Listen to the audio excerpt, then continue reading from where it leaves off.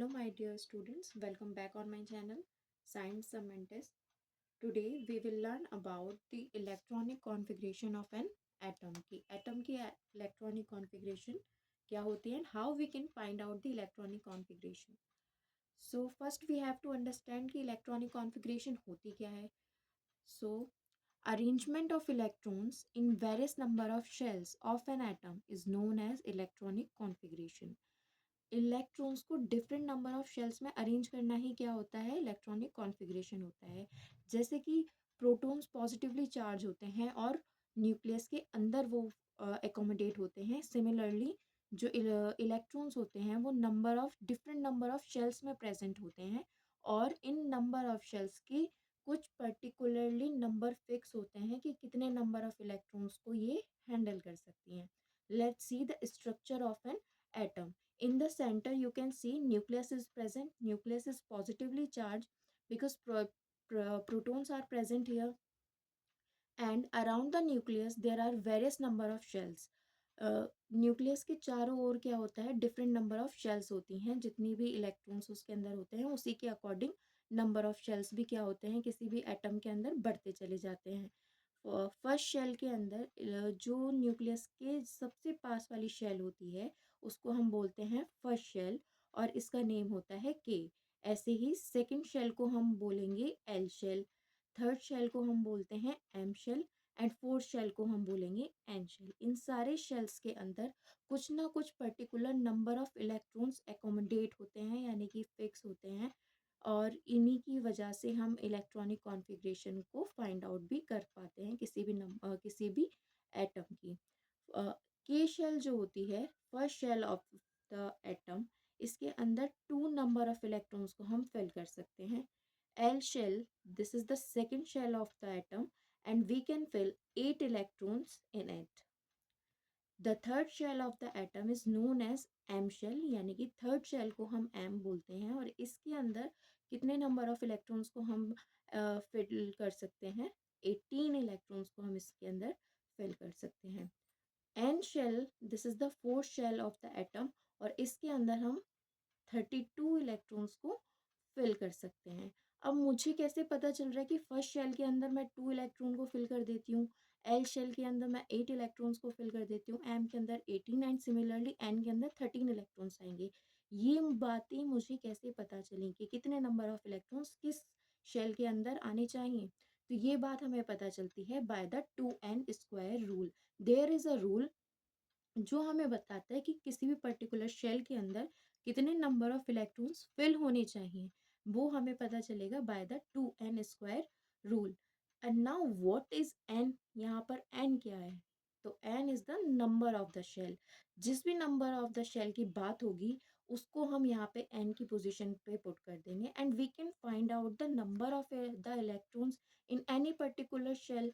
For example, if I am taking the example of K shell. So you know the number of K shell is first. This is the first shell. This is the second shell. This is the third shell and this is the fourth shell.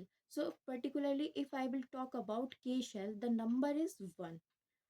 N stands 1 for K. यानी कि first shell है तो कितना number हो जाएगा इसका, first position पे. Now put the value of N into the 2n². 2 multiply by N हमने लिया है 1 क्योंकि हम बात कर रहे हैं के शेल की जो कि हमारी फर्स्ट शेल है. फर्स्ट शेल के लिए हमारी एन की वैल्यू हो जाती है 1. So put the value 1. Now 1² and you can see here there is a square on N. तो हमने एन की वैल्यू पर भी स्क्वायर फिट कर दिया. Now the value, if you calculate the value of 2n² then it will be 2. 1 का square will be 1. 2 multiplied by 1, this will be 2. If I will talk about the second shell of the atom, it will be L and the value of L is 2. Now again put the value of N into the formula 2n². Now I will put 2 in place of N. अब मैं N की जगह पर किसको रखने वाली हूँ, 2 को रखूँगी और it will be 2² according to the formula. ये हो जाएगा 2 multiply by 2². So we all know 2² is equal to 4 and 2 multiply by 4 is equal to 8, ये हो जाएगा 8। तो आप देख सकते हो कि एल के अंदर कितने नंबर ऑफ इलेक्ट्रॉन्स आए हैं, 8 इलेक्ट्रॉन्स आए हैं। और एल के अंदर कितने आए हैं, सॉरी, के अंदर आए हैं 2 इलेक्ट्रॉन्स एंड एल के अंदर आए हैं 8 electrons. Similarly I can find the number of the electrons in M shell. M shell के अंदर भी मैं फाइंड आउट कर सकती हूँ। एम का नंबर होता है 3, क्योंकि ये थर्ड पोजीशन पे हमारी शेल होती है, तो इसकी वैल्यू होती है 3।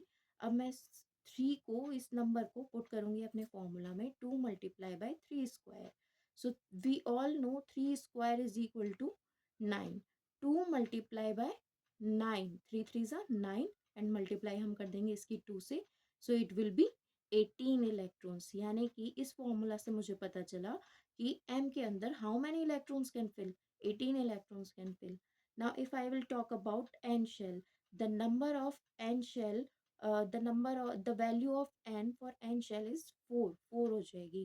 Again I have to put the value of n into the formula, 2 multiply by 4 square and multiply by 2. So 4 4s are 16 and I have to multiply 16 by 2, यानी कि 2 multiply 16, it will be how much? 2 multiply by 16 is equal to 32 electrons. So इससे मुझे पता चला कि N shell के अंदर कितने इलेक्ट्रॉन्स मेरे आ सकते हैं, 32 इलेक्ट्रॉन्स आ सकते हैं। So this is the formula of 2n square and this is the significance of the formula 2n square. इसी का यही हमारे को बेनिफिट होता है कि 2n स्क्वायर से हमें ये पता चल जाता है कि किसी भी शेल के अंदर कितने नंबर ऑफ इलेक्ट्रॉन्स हम पुट कर सकते हैं। Atomic number of an element is equal to the number of the electrons. जो एटॉमिक नंबर होता है वो नंबर ऑफ इलेक्ट्रॉन्स के इक्वल होता है if our atom is neutral.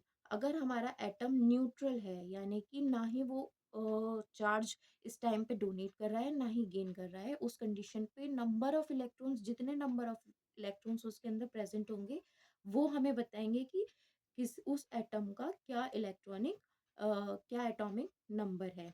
Third important rule is electrons do not occupy new shell unless all the inner shells are completely filled. हम कोई भी न्यू शेल तब तक यूज नहीं कर सकते जब तक हमारी फर्स्ट शेल जो है completely filled ना हो जाए।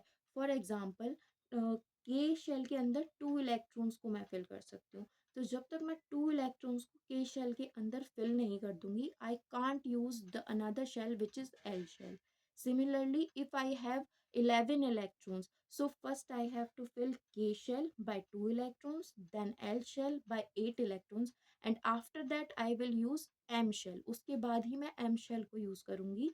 और अगर मेरे पास ज़्यादा नंबर ऑफ इलेक्ट्रॉन्स हैं, M shell भी मेरी फिल हो गई है, after that I will use N shell, उसके बाद मैं एन शेल को यूज करूंगी। ऐसा नहीं होना चाहिए कि हमारी पहली शेल के अंदर तो हमने 1 इलेक्ट्रॉन रख दिया, फिर हमारा मन करा कि एल शेल के अंदर मैं 5 इलेक्ट्रॉन्स को पुट कर देती हूँ, तो 5 के अंदर एल के अंदर मैंने 5 इलेक्ट्रॉन्स को पुट कर दिया and I am using another shell, that will be definitely wrong, वो गलत हो जाएगा।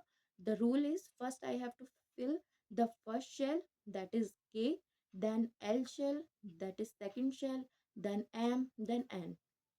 Now, the most important rule is the outermost shell of an atom can't accommodate more than 8 electrons.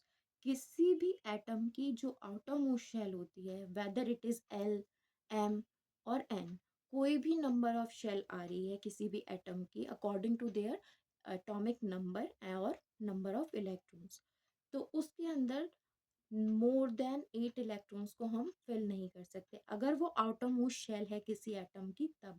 For example, किसी element की जो outer most shell है, यानी कि किसी एलिमेंट के एटम की अगर आउटर मोस्ट शेल एम आ रही है, तो उसके अंदर मैं 18 इलेक्ट्रॉन्स को फिल नहीं करूँगी। उन इन दैट कंडीशन मुझे कितने नंबर ऑफ इलेक्ट्रॉन्स फिल करने हैं उसके अंदर, 8 नंबर ऑफ इलेक्ट्रॉन्स को फिल करना है। फॉर एग्जाम्पल, मैग्नीशियम, मैग्नीशियम का एटॉमिक नंबर होता है 12 और मैग्नीशियम का एटॉमिक नंबर होता है 12, और अगर मैं उसकी इलेक्ट्रॉनिक कॉन्फ़िगरेशन करूं, यानी कि 12 इलेक्ट्रॉन्स को इन शेल्स के अंदर फिल करूं, तो देखिए कैसे फिल करूंगी। फर्स्ट शेल के अंदर मैं 2 इलेक्ट्रॉन्स को फिल कर सकती हूँ, तो वो 12 में से 2 इलेक्ट्रॉन्स को मैंने के अंदर फिल कर दिया। After that I have 10 electrons, 2 को मैंने के अंदर पुट कर दिया, उसके बाद मेरे पास 10 इलेक्ट्रॉन्स बचे। 10 में से 8 इलेक्ट्रॉन्स मैं एल शेल में पुट करूँगी, क्योंकि एल शेल के अंदर मैक्सिमम इलेक्ट्रॉन्स कितने आ सकते हैं, 8 इलेक्ट्रॉन्स आ सकते हैं।